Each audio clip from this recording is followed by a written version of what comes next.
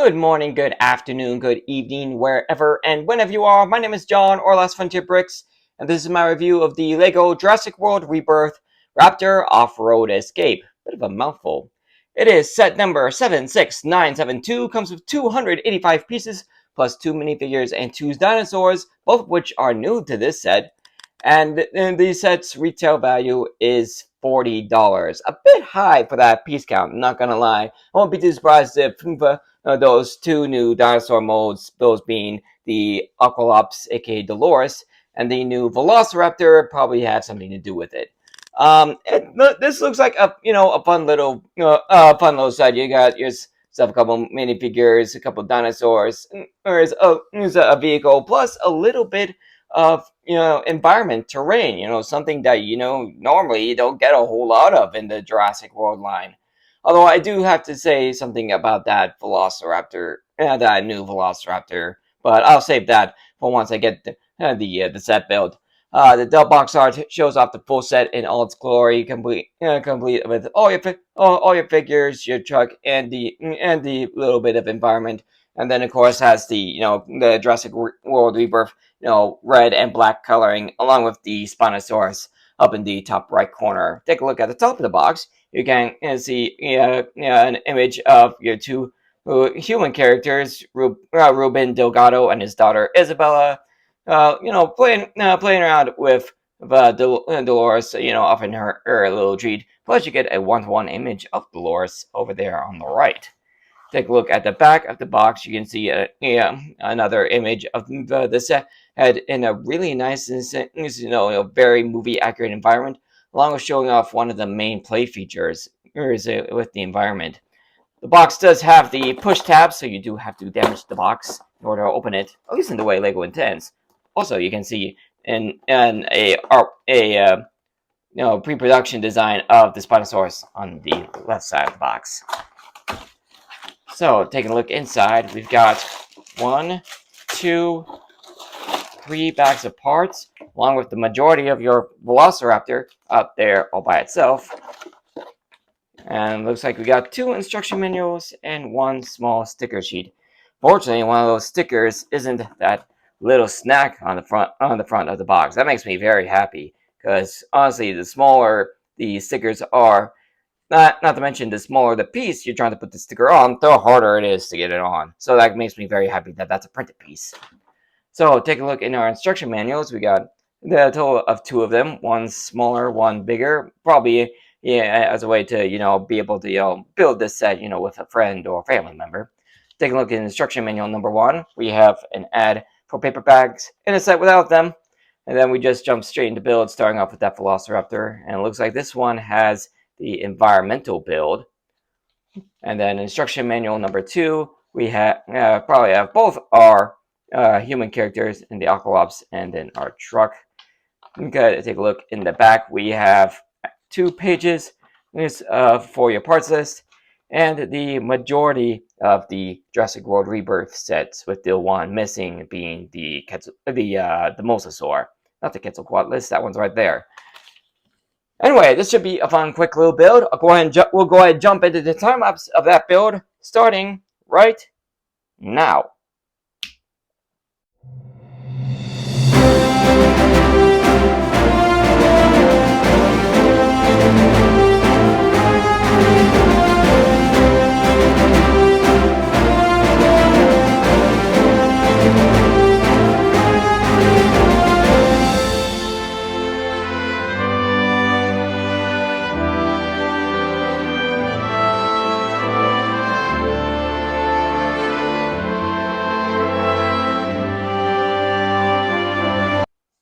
Alright, the build is done. I'd say that took about an hour to get through, so nothing too crazy going on, but it was a fun little build. We're going to get started as I usually do with the minifigures, starting off with Ruben Delgado, from family of the father of the Delgado family.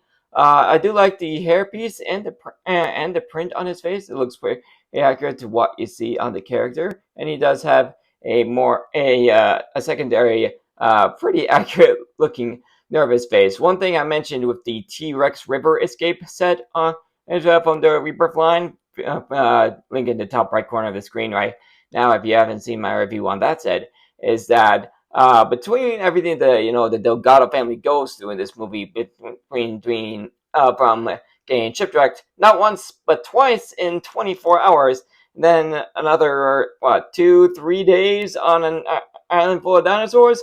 Their basically permanently emotional state throughout the movies is nervous and depressed. So yeah, very accurate looking. Very accurate looking face for him.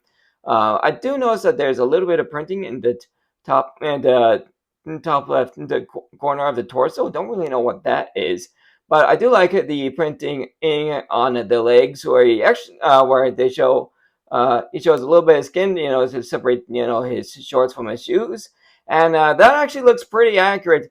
And the and the color of the skin tone actually looks pretty accurate to what you see with the face and hands. So that's not something you see from Lego all that often anymore. So I'm definitely gonna point out when I see it.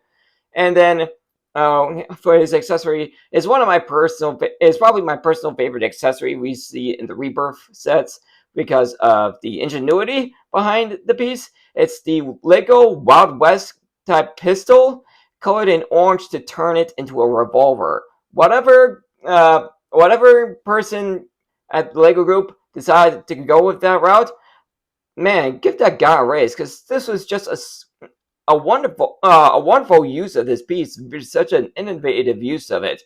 So yeah, really good looking character there. And then we have our other minifigure. We have little Isabel. I do like the use of. I do believe this is almost like the Scarlet Witch hairpiece, just maybe a bit smaller and in black. She does have a happier face, but however, like I said about the Delgados, they're not usually all that happy. So fortunately, they do provide another more scared face for her, which I do believe actually thinks I really think I gotta be the more default look for her. She does have the new backpack piece in this dark pink color, which looks really nice. No, not much back printing going on. However, I do like the look for the printing on the front. Fun little fact with this shirt.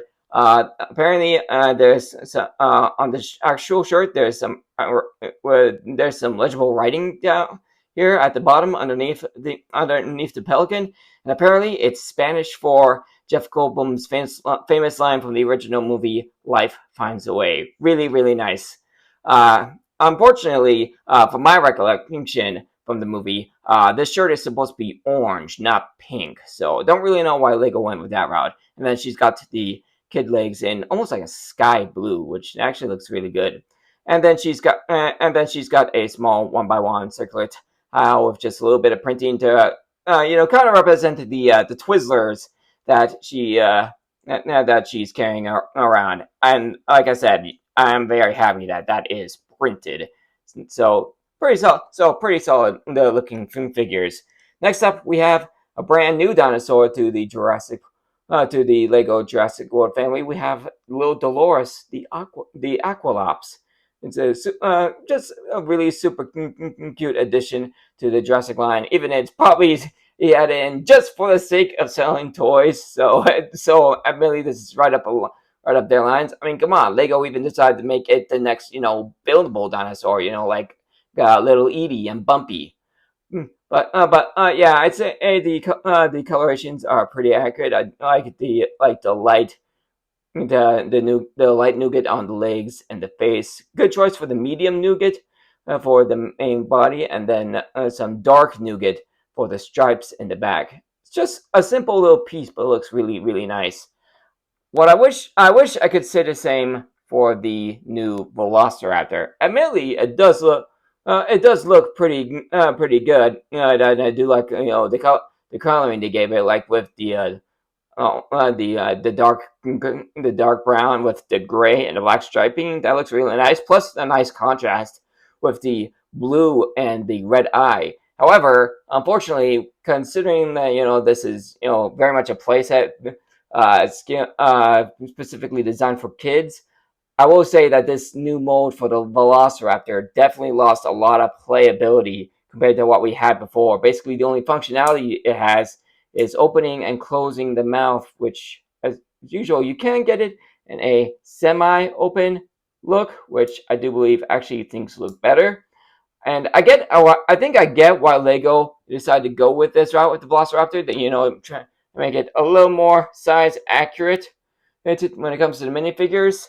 But again, when it comes to this being a toy, it lost a lot of playability compared to what we had before. For example, here's my personal favorite of the older style Velociraptors, this being Blue from the Jurassic World Dominion sets. And then this version just has a lot less playability with this one, where you can move the move the arms and legs. The head can move around. The tail has a little bit of rubber.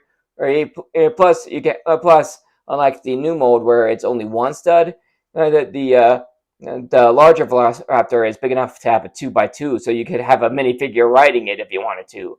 So I get why Lego decided to go with this out with the Velociraptor. Make it a bit more size accuracy, but I do prefer the playability of the larger Velociraptors. So I think Lego kind of lost something there.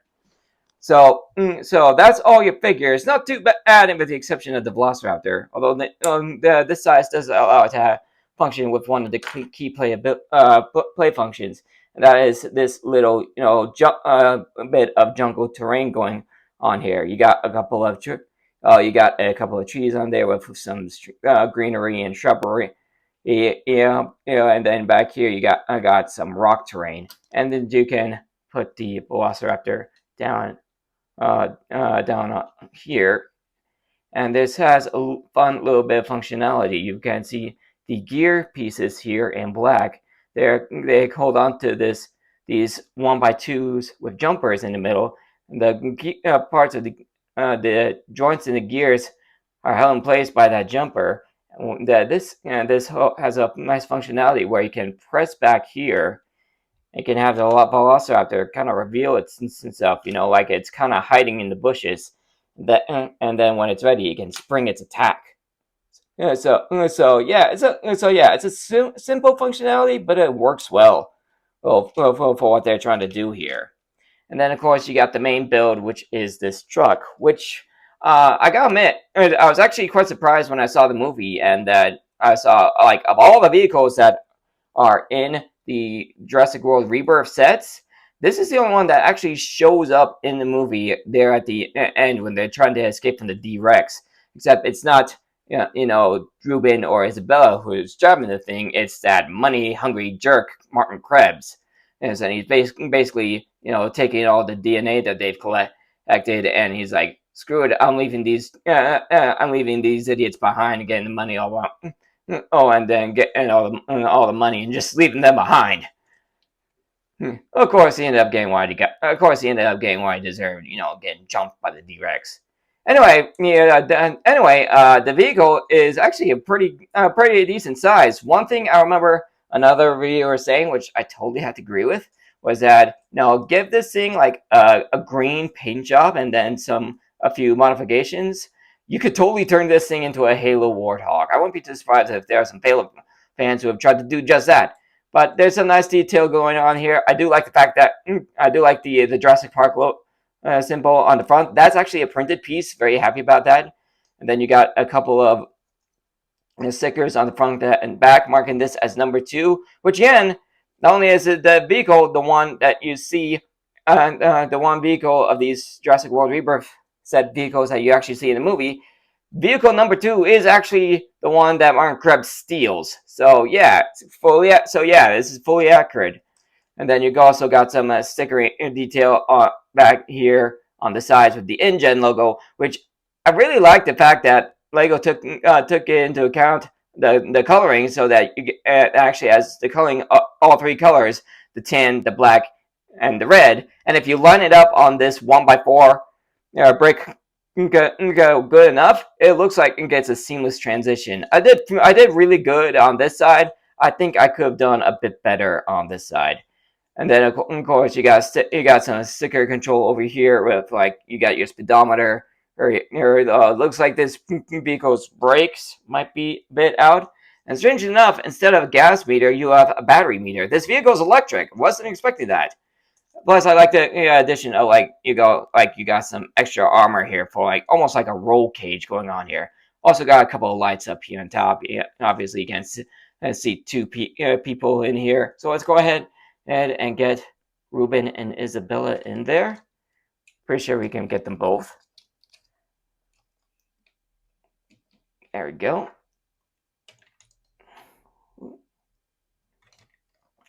And let's see if we can. Might need to move our arm. There we go.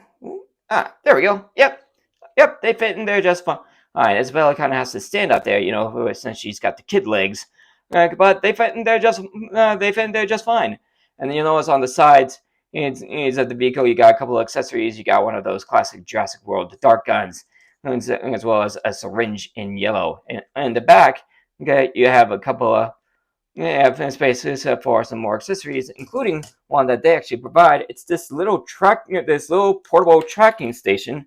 Actually, forgot that wasn't actually adjustable, but it's got a little radar dish, and you see a sticker here which shows that it's actually tracking the Velociraptor. So yeah, nice little detail there. Plus, we got quite a few extra pieces going on here. Some of them that actually quite surprised Lego didn't mention.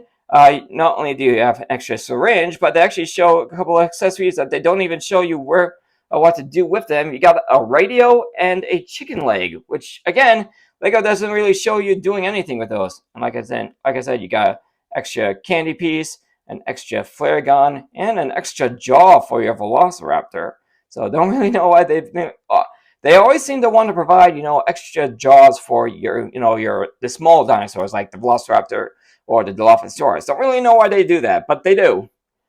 So for $40, personally, I think I'd see if you could get it for $30. I think $30 would be a better price. Although I will say, when it comes to the figures, the only one that shows up in another set is that Velociraptor. Isabella, Ruben, and Dolores are all exclusive to this one.